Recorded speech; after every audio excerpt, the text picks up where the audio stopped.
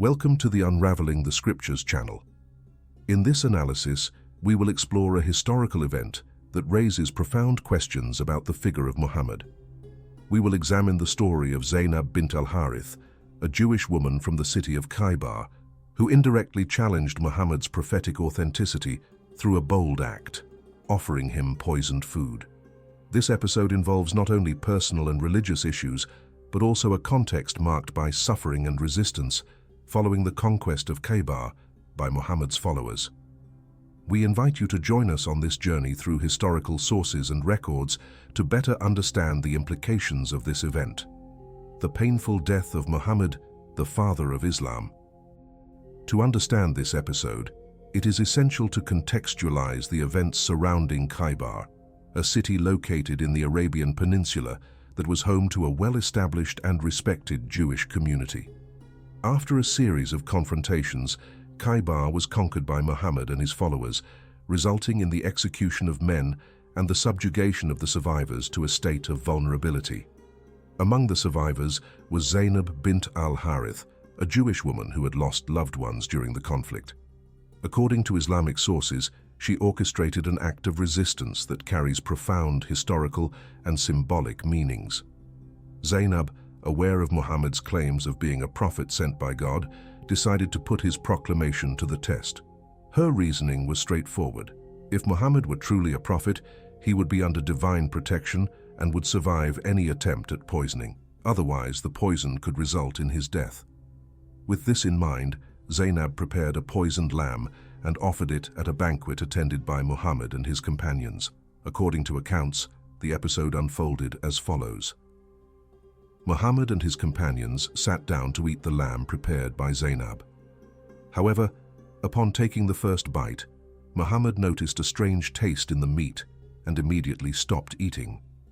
Unfortunately, one of his companions, Bisha, did not have the same reaction and continued eating, later dying due to the high toxicity of the poison. Amid the ensuing commotion, Muhammad confronted Zaynab about the motive behind her actions.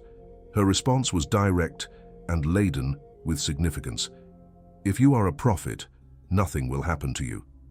If you are merely a king, then the people will be rid of you. This declaration was not only a test of Muhammad's prophetic authenticity, but also an act of resistance and defiance from a woman who had endured the harsh consequences of the conquest. Although Muhammad stopped eating in time to avoid the poison's fatal effects, he still suffered prolonged and painful consequences, showing that Zaynab's act left not only physical, but also symbolic and historical marks.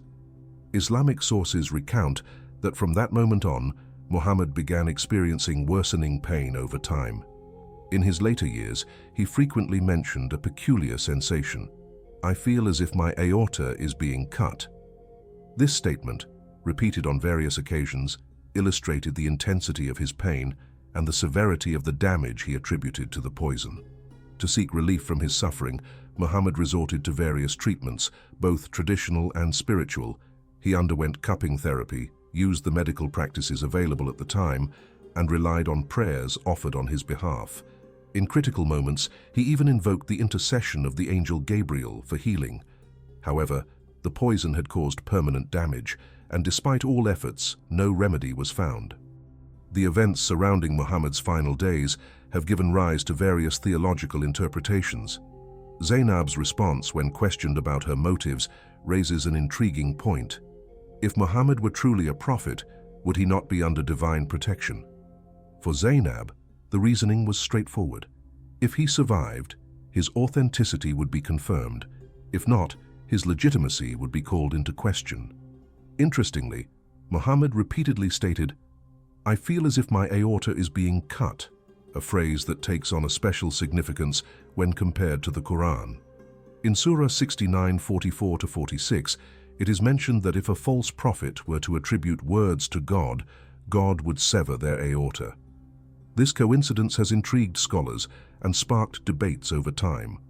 Was Muhammad's repetition of this phrase in his final days a symbolic warning about his prophetic authenticity? Or was it merely a natural consequence of the poisoning he suffered?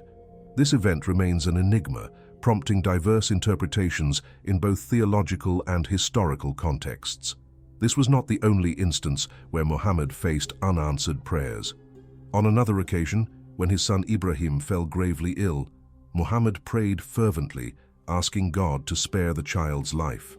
However, Ibrahim passed away, leading some followers to interpret the event as a sign that, despite his devotion, Muhammad did not always receive the expected divine protection or answers.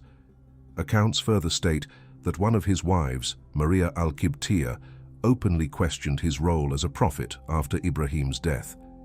She reportedly remarked, "If you were truly a prophet, your loved one would not have died." This public questioning deeply troubled Muhammad, allegedly prompting him to divorce her. These episodes raise questions about the efficacy of his prayers and the extent of his prophetic role. To conclude, it is important to reflect on how Zaynab, a Jewish woman who had lost her family and community during the conquest of Khaybar, dared to challenge Muhammad's prophecy through a bold and direct act. In her view, if Muhammad were truly a prophet, God would protect him from the poison. If not, the poison would fulfill its purpose. The fact that Muhammad did not recover fully and repeatedly stated, "I feel as if my aorta is being cut," throughout his final days has opened the door to multiple interpretations. This narrative serves as an invitation to reflect on the authenticity and divine nature of Muhammad's mission, remaining a topic of ongoing historical and theological debate. This story invites contemplation, and for some, suggests that Muhammad's ultimate fate may have been no different from that of any other mortal man. Meanwhile, Zaynab is remembered as someone who left a challenge and a warning that continue to echo in religious discourse. The Bible offers various warnings about false prophets and provides criteria to discern whether someone truly speaks in the name of God. In Matthew 7:15-20, Jesus cautions, "Beware of false prophets who come to you in sheep's clothing, but inwardly are ravenous wolves. You will recognize them by their fruits.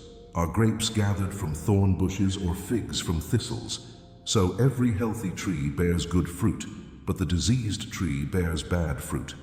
This passage highlights the importance of evaluating the fruits of someone's actions and words when they claim to be a prophet.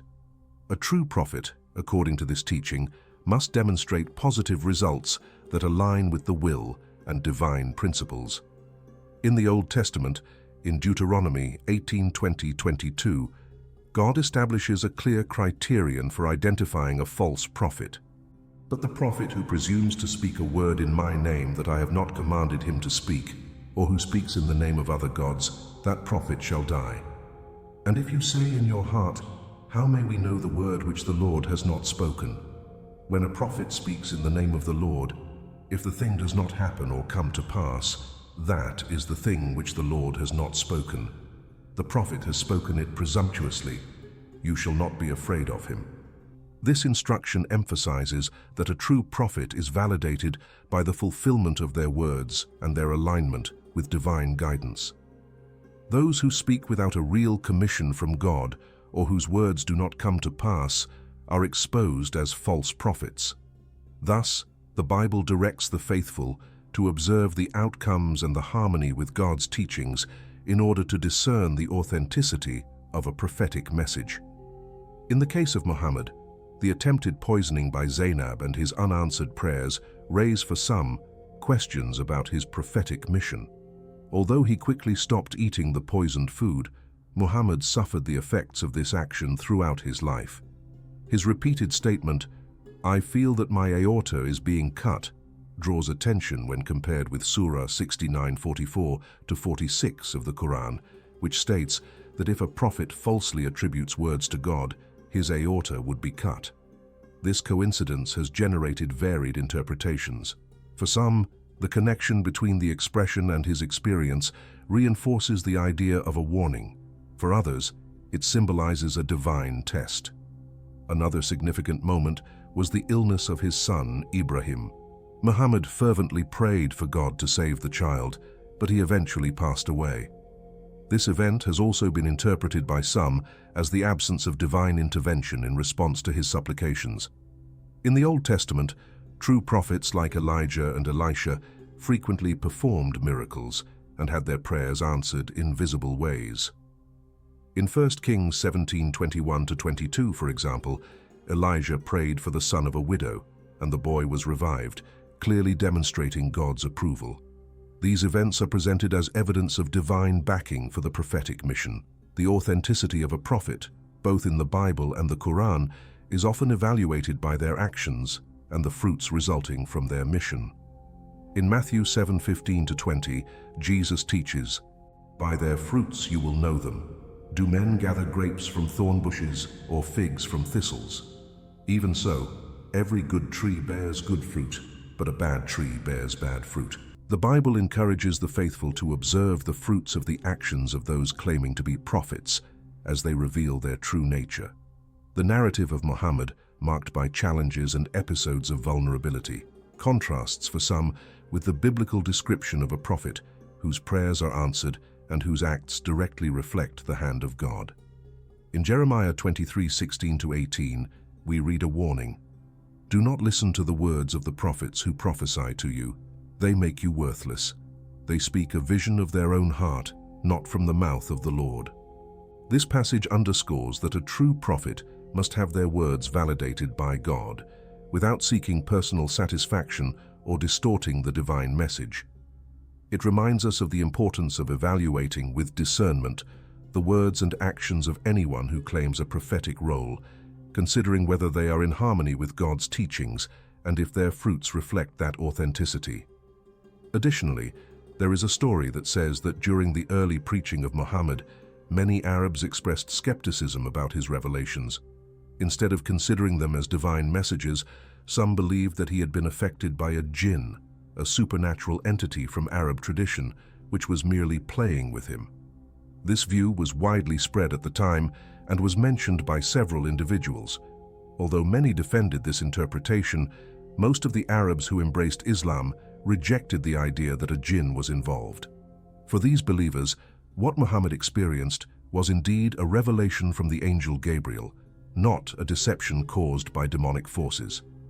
The act of Zaynab can be interpreted as a test of faith and prophetic authenticity. For her, the central issue was to verify whether Muhammad truly enjoyed divine protection, as he claimed.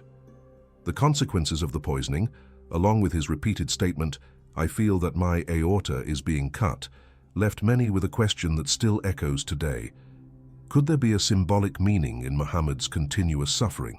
This provocative episode remains a point of debate among scholars and religious figures who attempt to interpret what such an experience represented in the context of his mission.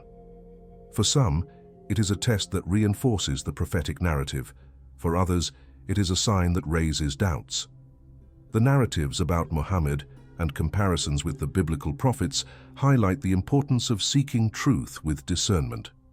The Bible and other scriptures teach that those who claim divine authority must be evaluated in light of their actions, fruits, and alignment with God's will. Just like Zaynab, throughout history, many people have tested and questioned prophets to determine whether their missions were truly rooted in God's will. This call to reflection, inspired by both biblical teachings and history, invites believers to remain vigilant and critical of any prophetic claims. The careful analysis of the lives and actions of those who present themselves as spiritual leaders continues to be an essential practice for those seeking to understand the true will of God. We thank you for joining us on this journey of historical and theological analysis.